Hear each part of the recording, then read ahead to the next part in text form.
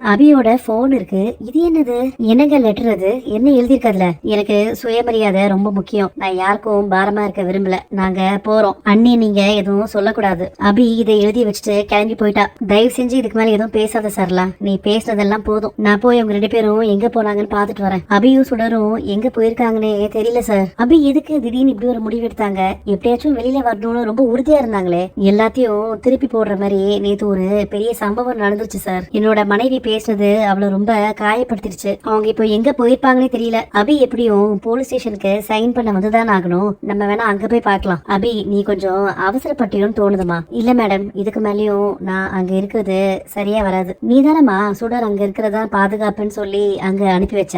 இப்போ அவளை இங்க சேர்த்து விட்டா அவளுக்கு கஷ்டமா இருக்காதா?